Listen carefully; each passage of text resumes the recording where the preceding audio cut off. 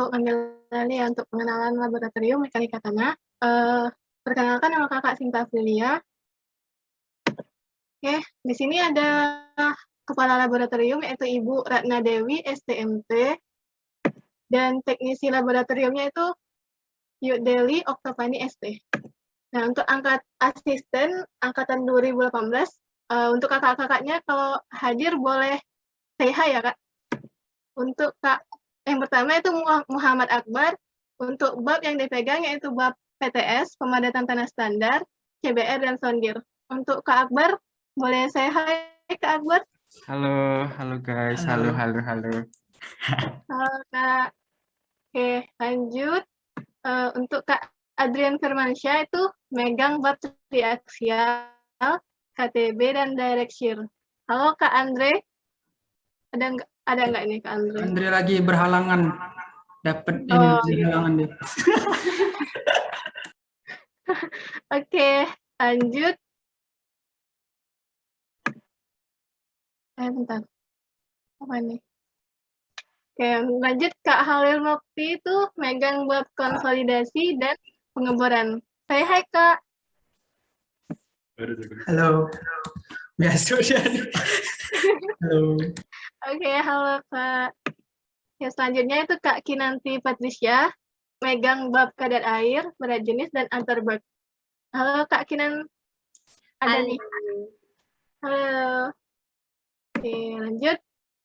Kak Nadia Nadanisrina, yaitu megang bab Ansar, analisis saringan, Anhid, dan Klasten. Halo Kak Nadia. Halo semuanya. Halo Kak Nadia.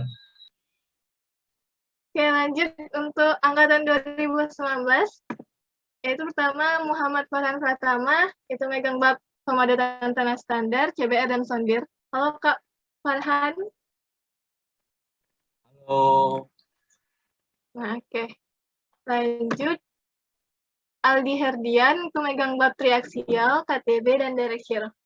Halo Kak Aldi. Halo kawan-kawan. Oke. Next, kita ke Kak Muhammad Rehan, itu megang bab konsolidasi dan pengeboran. Halo Kak Rehan. Halo semua. Oke. Selanjutnya itu Kak Fitria Salsabila, pegang bab kadar air, berat jenis, dan antar bab. Halo Kak Caca. Halo semuanya. Oke, terakhir itu kakak sendiri itu pegang bab Ansar, Anhid, dan Klasten. Nah, untuk materi, sejarah, dan pengertian dasar.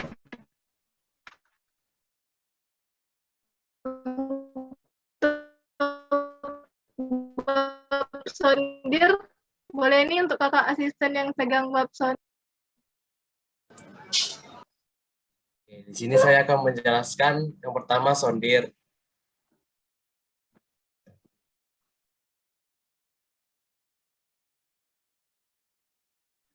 Yaitu sondir merupakan salah satu pengujian kekuatan suatu lapisan tanah berdasarkan pada penetrasi, konus, dan hambatan lekat. Nextin. Nah, tujuan dari sondir itu sendiri adalah untuk mengetahui kekuatan lapisan tanah berdasarkan pada perlawanan penetrasi, konus, dan hambatan lekat.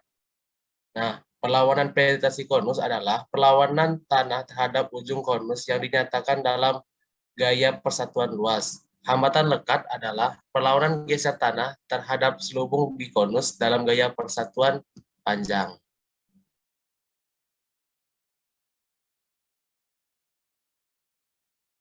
Oke, selanjutnya bab pengeboran tanah.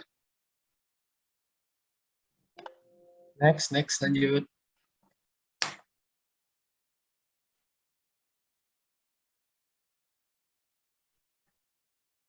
Ayo lanjutin, oke. Baiklah, untuk gambaran umumnya, pengeboran tanah itu dilakukan untuk mengetahui keadaan lapisan tanah, letak muka air tanah, dan menetapkan kedalaman lapisan untuk pengambilan contoh tanah asli. Lalu pengeboran tanah juga dapat bermanfaat untuk mengumpulkan data atau informasi guna menggambarkan profil tanah dan juga pada pengambilan contoh tanah asli dan tidak asli. Pada pengeboran berguna untuk keperluan penyelidikan lebih lanjut di laboratorium. Next.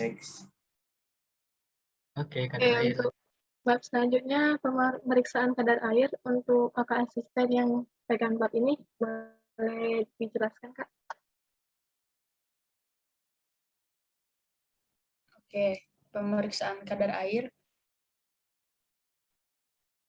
Next.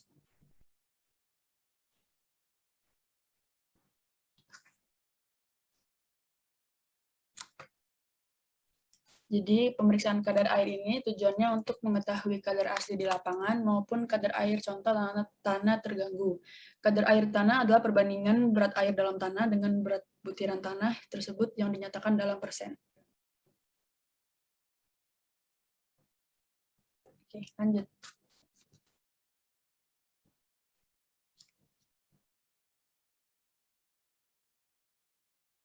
Oke, untuk bab analisis saringan, Kak Nadia mau jelasin, Kak? Kak Nadianya lagi di atas. Oke. Dan Cinta yang jelasinnya, Kak. Oke, untuk analisis saringan itu tujuannya nih untuk menentukan pembagian butiran agregat halus dan agregat kasar dengan menggunakan saringan atau ayatan. Nah, tipe-tipe saringan itu menurut standar ASTM, yaitu ada nomor 4 dengan diameter 4,75 mm, nomor 10 diameter 2 mm, nomor 20 diameter 0,85 mm, nomor 40 diameter 0,425 mm, nomor 60 diameter 0,25 mm, nomor 100 0,15 mm, dan nomor 200 0,0075 mm. Dan yang terakhir itu ada pen. Untuk berat jenis butiran tanah, Kak Kinan mau jelasin, Kak?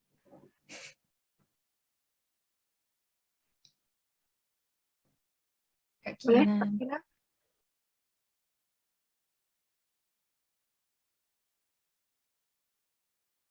Mungkin Kak Kinanya Oke. lagi- Ya, berat jenis butiran tanah. Jadi berat jenis atau spesifik gravity ini didefinisikan sebagai perbandingan antara berat butiran padat atau WS dengan volume butiran padat atau VS. Pemeriksaan ini bertujuan untuk menentukan berat jenis butiran tanah. Berat jenis butiran tanah adalah perbandingan berat butiran tanah dan berat air suling dengan isi yang sama pada suhu tertentu. Oke, ini untuk pemeriksaan batas-batas Atterberg, Kak Caca atau Kak Kinang? Kak boleh deh jelasin sekali. Boleh Kak. Jadi selanjutnya itu adalah pemeriksaan batas-batas Atterberg. Batas-batas Atterberg ini diperkenalkan oleh Albert Atterberg pada tahun 1911 dengan tujuan untuk mengklasifikasikan tanah berbutir halus dan menentukan sifat indeks properties pada tanah. Di batas Atterberg ini ada 3 parameter, yaitu yang pertama ada batas cair, batas plastis, dan batas susut. Tujuan dari batas-batas Atterberg ini yaitu untuk menentukan batas cair atau liquid limit dari suatu contoh tanah dan menentukan harga batas plastis atau plastis limit dari suatu contoh tanah.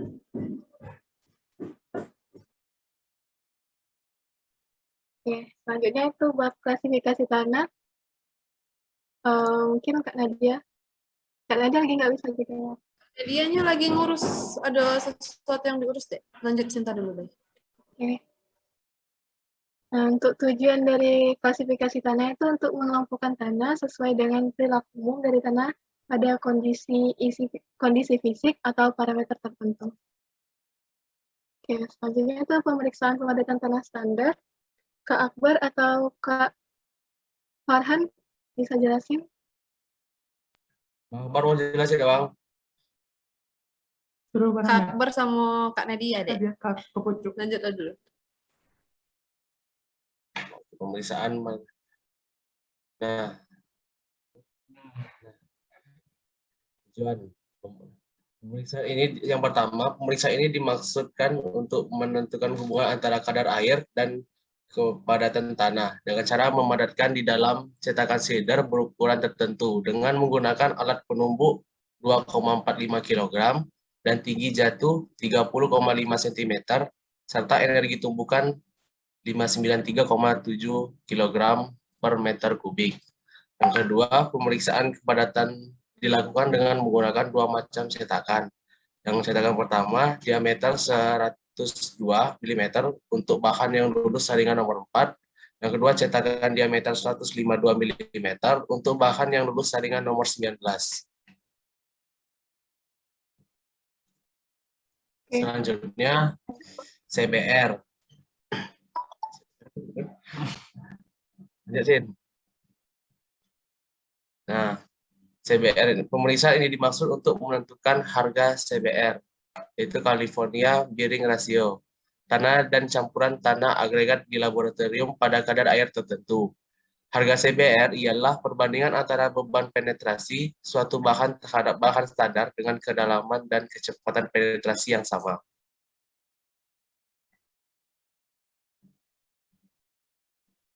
Oke, selanjutnya itu bab analisa hidrometer. Nah, tujuan bab ini atau metode pengujian ini dimaksudkan untuk sebagai acuan dalam melakukan pengujian laboratorium analisis butir dengan alat hidrometer dengan tujuan untuk mendapatkan gradasi tanah pada klasifikasi tanah bagi perencana maupun pengawas lapangan. Oke, bab konsolidasi. Bang Akbar, mau jelasin nggak Bang? Bang Akbar, Bang Khalil. Jelasin Bang.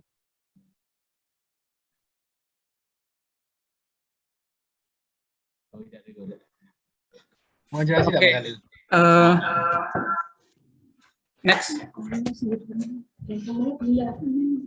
Ini ada tujuan dari pengujian bab konsolidasi, yaitu percobaan konsolidasi untuk mengetahui kecepatan pemampatan tanah dan besarnya penurunan tanah akibat pembebanan. Sudah tadi. Pada percobaan ini, tanah ditahan dari kemungkinan mengembang ke samping dan diberi drainase pada arah vertikal. Selanjutnya itu ada pemeriksaan kuat tekan bebas. Nah, Adrian.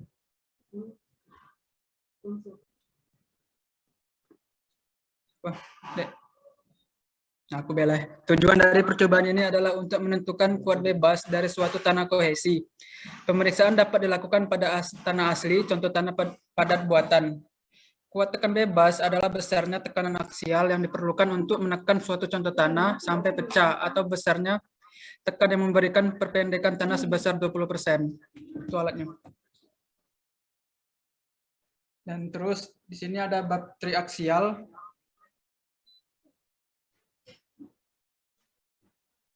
Untuk mengetahui kekuatan geser tanah dan modulus kekakuan, serta bilangan Poisson dari tanah butir kasar dan tanah kohesif. Lanjut. Aldi. Oke, Kak. Selanjutnya ini adalah pengujian direct shear. Next in. Jadi tujuan dari direct shear ini yaitu pemeriksaan kekuatan geser tanah dengan percobaan geser langsung. Dilakukan dengan cara memaksakan bidang geser tanah pada saat keruntuhan pada bidang geser. Nah, adapun hasil percobaan ini berupa sudut geser dan juga nilai kohesi dari tanah tersebut. Nah, saya kembalikan lagi kepada Sinta. Terima kasih. Oke, terima kasih. Untuk pengenalan labnya sampai di sini dulu. Maka akhirnya, Assalamualaikum warahmatullahi wabarakatuh. Karena ini sudah dijelasin tadi sedikit mengenai gambaran umum bab-bab yang ada di lab Mektan. Selanjutnya yang ditunggu-tunggu itu respon awal. Oke, kita mulai ya. Udah siap belum ini? Alat tulisnya. Jangan lupa nanti ini di-scan, terus dikumpulnya di Google Classroom ya, sesuai dengan kelas dan domisili masing-masing. Oke, soal pertama. Waktunya 2 menit dari sekarang ya.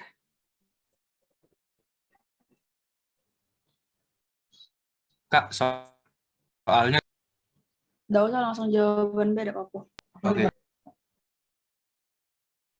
Oke, lanjut ya. Nomor 2. Waktunya 2 menit juga. Jelaskan mengenai perbedaan konsolidasi dan pemadatan tanah. Oke, lanjut ya, soal nomor 3.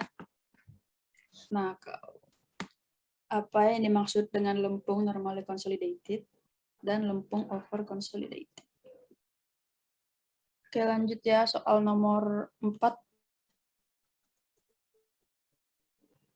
Sebutkan dan jelaskan nomor ayakan serta diameternya masing-masing. Oke, lanjut ya, soal nomor 5. Diketahui berat basah 10 cm kubik tanah asli dari lapangan 18 gram. Berat tanah setelah dikeringkan 16 gram. Jika jenis butiran tanah tersebut 2,72, maka hitunglah kadar air tanah tersebut. Waktunya 2 menit. Oke, next soal nomor 6. Apa yang dimaksud dengan liquid limit, plastic limit, dan shrinkage limit? Oke, next soal nomor 7. Waktunya 2 menit. Klasifikasikan tanah tersebut dengan metode ASTU. Oke, lanjut soal nomor 8. Lanjut soal nomor 9. Oke, lanjut soal nomor 10. Oke, soal terakhir ya, soal bonus. Sebutkan nama asisten laboratorium beserta dengan bab praktikum yang dipegangnya. Kalau udah, boleh langsung di-scan. Habis itu kumpul di Google Classroom ya. Terus kumpul di Google Classroom-nya juga ada format namanya, sama jangan sampai salah kelas. Oke, Kak. Nah, sekalian kawan-kawan nge-scan, sekalian ngumpul jawabannya. Ini ada pemberitahuan dikit ya, kalau misalkan jadwal nge-lab kita tuh aja bakal untuk yang kelas A Indralaya itu mulainya tuh hari Senin. Untuk kelas B Indralaya itu hari Rabu, untuk kelas A Palembang itu hari Selasa, dan yang kelas B Palembang itu hari Kamis. Nah, jadi ini kan kalau kita nge-lab ini kan bakalan di Indralaya kan. Nah, khusus untuk kawan-kawan yang domisilinya di Palembang, itu tuh tolong diusahakan. Kayak itu kan kalau misalkan ada yang bawa mobil, kawan-kawan yang lainnya tuh tolong nampung ya itu kan. Kalau misalkan kalian kompaan, enaklah. Bis sekarang lah ada belum? Bis Ada. ada kan? Tapi dipesan dulu. Bis kuning ada kan? Kalau ada sih, tapi lama biasanya. Kalau mesen kan enak. Bis kaleng. Iya, bis kaleng masih ada bang? Aduh. Masih ada. Masih ada ya. Nah, kalau misalkan enak nih kan, paling baliknya barengan aja itu kan. Barengan sekalian kita sama-sama mesen bis untuk yang balik ke Palembang ya kan. Nah, kalau untuk jadwalnya tadi kayak tadilah, terus untuk peralatan yang dibawa itu tuh agak pas peralatan yang perlu kalian bawa tuh karung 5 iko ya itu kan. Karung kayak karung beras lah. Bisa dicatat. Terus juga bawa sabun. Nah, ini nih yang dibawa ini per kelompok bener kan? Ya benar, per kelompok. Per kelompok. Bawa sabun juga untuk kelompok kalian, bawa masker. Maskernya itu jangan bawa mentang-mentang kayak sekelompok wong 5 kayak bawa 5 bae kan.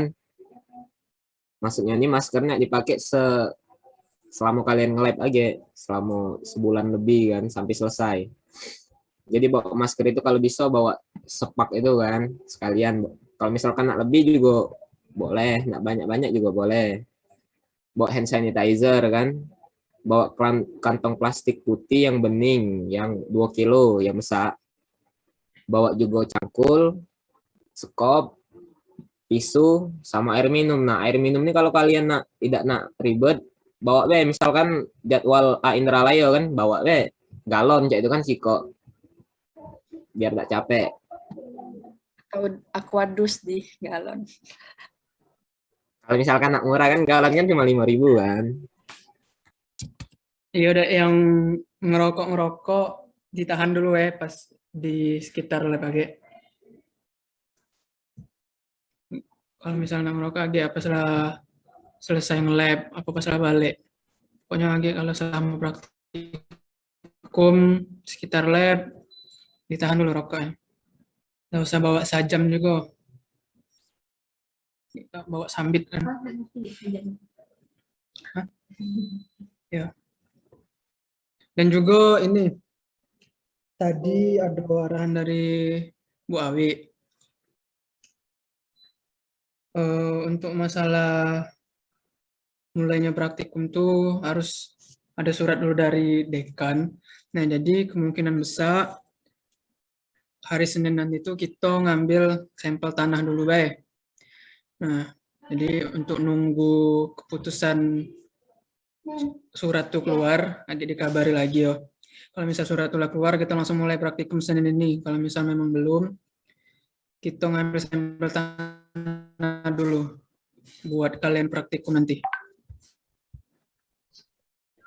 Jam berapa Kak praktikumnya Kak? Rencananya?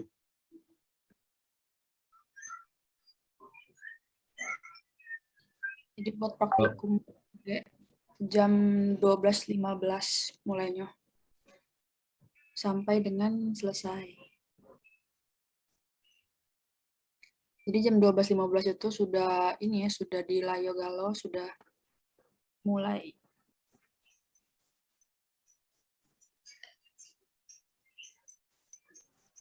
Yang telat-telat tidak kami toleransi, tidak kami suruh masuk lab lagi. Oke, mau nambahin lagi pas praktikum offline-nya itu pakai baju kemeja ya atau yang berkerah, jangan pakai kaos oblong. Terus untuk celananya itu pakai celana panjang, jangan robek-robek. Terus untuk yang cewek itu kalau misalnya mau pakai rok itu pakai rok panjang. Terus pakai sepatu tertutup, jangan pakai sandal. Terus untuk cewek yang tidak pakai hijab itu rambutnya diikat, yang rambutnya panjang boleh diikat. Terus tidak boleh pakai topi, peci, sarung, serta perhiasan yang berlebihan ya. Jangan pula agak ngelap pakai sarung kan susah kamu. Apa lagi ya? Dan tidak boleh joki. Yo, jangan joki. Tulis dewek. Begadang. Yang penting nulis dewek. Jangan joki. Dilarang ngerokok juga. Tidak boleh ngerokok. Sudah ya? Oh, ya udah apa sih?